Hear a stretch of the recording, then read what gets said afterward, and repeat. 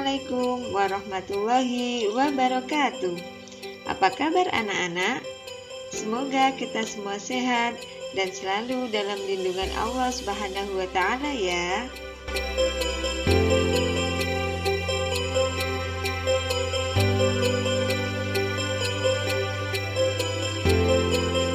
Dalam video pembelajaran kali ini, kita akan belajar bersama-sama tema 4, berbagai pekerjaan, subtema 1, jenis-jenis pekerjaan pada pembelajaran pertama. Anak-anak, banyak sekali jenis pekerjaan yang ada di sekitar kita. Adanya berbagai jenis pekerjaan biasanya menyesuaikan dengan lingkungan atau daerahnya. Bagi yang tinggal di pegunungan, sebagian besar masyarakatnya bekerja di bidang pertanian, perkebunan, dan peternakan. Sedangkan di daerah dataran rendah, biasanya bekerja di bidang pertanian, perkantoran, dan kawasan industri. Dan yang tinggal di daerah pantai, biasanya bekerja sebagai nelayan, petani garam, dan petani tambak.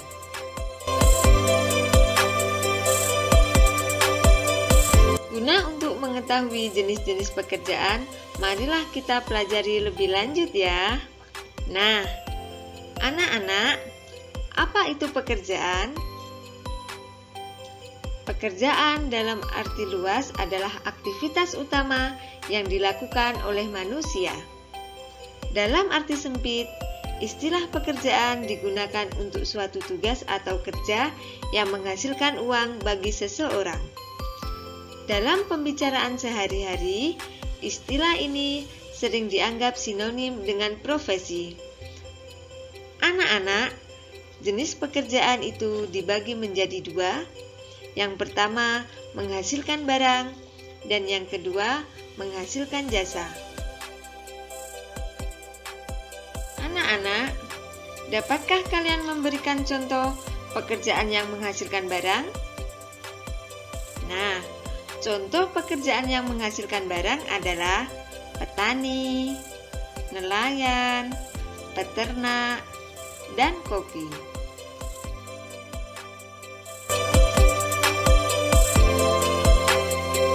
Sedangkan pekerjaan yang menghasilkan jasa adalah contohnya guru, dokter, polisi, dan sopir. Anak-anak, selanjutnya terkait dengan pekerjaan, ada sebuah cerita yang mengisahkan seorang petani kelapa. Simak baik-baik ya. Kisah petani kelapa. Suatu hari, seorang petani sedang memanen kelapa di ladang. Dia memasukkan hasil panennya ke dalam gerobak. Gerobak itu ditarik seekor kerbau. Hasil panennya sangat banyak sehingga gerobaknya berat ke belakang. Dalam perjalanan pulang, petani itu bertemu dengan seorang anak lelaki. "Menurutmu, berapa lama waktu yang kubutuhkan untuk membawa gerobak ini sampai ke rumahku?" tanya petani kepada si anak lelaki. Si anak lelaki memperhatikan gerobak yang penuh kelapa. Dia berpikir sejenak. "Jika kau menjalankan kerbaumu pelan-pelan, kau akan sampai rumah siang hari," ucap si anak. "Tapi, jika kau menjalankan kerbaumu dengan cepat, kau akan sampai rumah malam hari," lanjut si anak. Petani kerbau itu tidak percaya dengan ucapan si anak. "Bagaimana mungkin itu bisa terjadi? Seharusnya aku akan sampai rumah siang hari jika aku memacu kerbauku dengan cepat," kata si petani. "Terserah kau saja, mau percaya ucapanku atau tidak," kata si anak lelaki itu sambil pergi. Petani kelapa kemudian memacu kerbaunya. Gerobaknya pun berguncang membuat beberapa butir kelapanya jatuh. Petani segera turun dan mengambil kelapa yang jatuh. Hal itu terjadi berulang kali hingga akhirnya petani mempercayai ucapan si anak lelaki. Karena ia memacu kerbaunya dengan cepat, maka kelapanya banyak yang jatuh. Dia pun harus berkali-kali berhenti untuk memungutnya.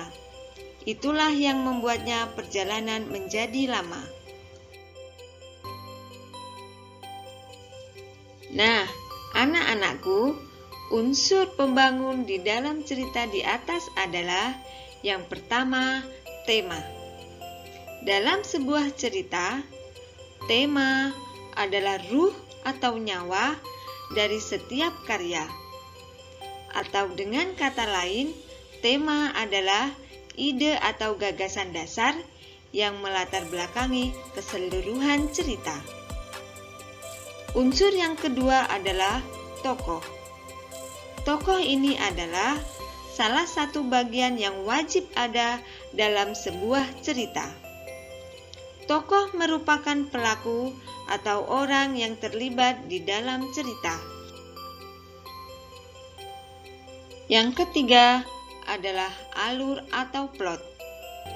Alur adalah urutan jalan cerita dalam sebuah cerita yang disampaikan oleh penulis. Dalam menyampaikan sebuah cerita, ada tahapan-tahapan alur yang disampaikan oleh seorang penulis. Dan yang keempat adalah setting atau latar.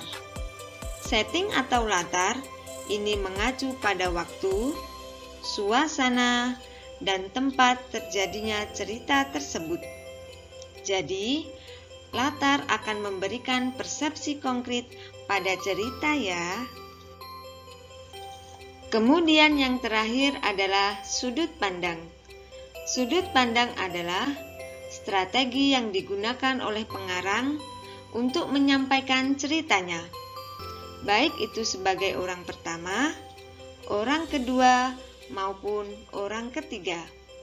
Bahkan, seringkali para penulis menggunakan sudut pandang orang yang berada di luar cerita.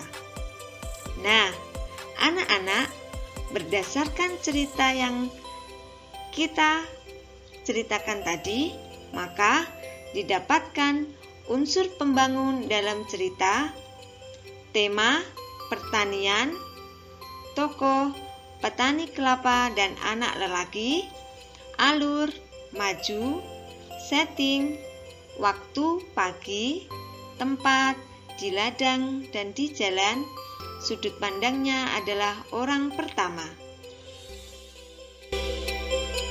Nah, anak-anak, berdasarkan cerita petani kelapa tadi, apa pesan moral yang dapat kita ambil ya? Nah, pesan moral yang dapat kita ambil adalah kita harus melakukan pekerjaan dengan sabar dan berhati-hati agar mendapat hasil yang maksimal.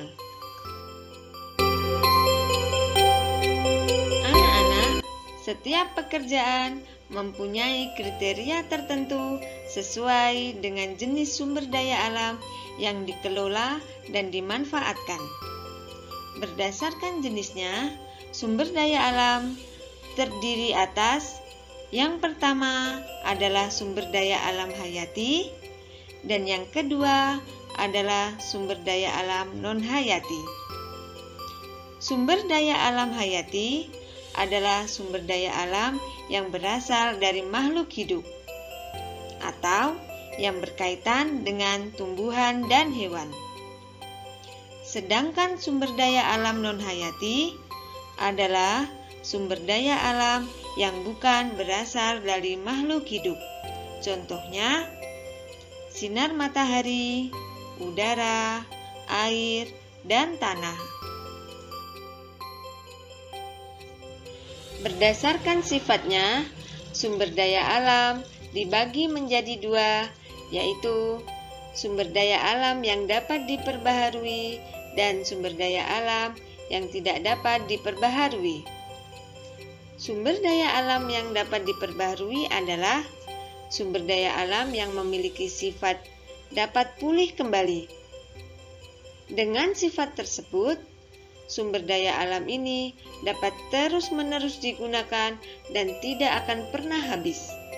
Contohnya adalah air, hewan, dan juga tumbuh-tumbuhan. Sumber daya alam yang tidak dapat diperbarui adalah sumber daya alam yang akan habis apabila digunakan secara terus-menerus. Contohnya adalah minyak bumi, batu bara, gas alam, dan bahan tambang lainnya.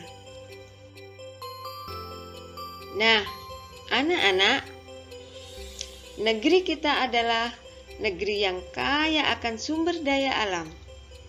Hampir semua jenis sumber daya alam terdapat di bumi Indonesia dengan jumlah yang melimpah. Contohnya adalah bahan tambang, tanaman, dan hewan. Kita memiliki sumber bahan tambang seperti batu bara, minyak bumi, gas alam, emas, dan perak. Kekayaan tumbuhan kita berada di hutan-hutan yang lebat. Berbagai jenis ikan di lautan yang luas, sungai-sungai yang besar, dan danau-danau yang luas. Semuanya itu dapat kita manfaatkan dengan mudah. Nah, manusia dapat mengambil kekayaan alam dengan mudah. Namun, jika tanpa aturan, maka akibatnya akan merugikan manusia itu sendiri. Oleh karena itu, seharusnya setiap pengambilan sumber daya alam harus diikuti dengan tindakan-tindakan pelestarian alam. Nah, anak-anak, apa upaya untuk melestarikan sumber daya alam?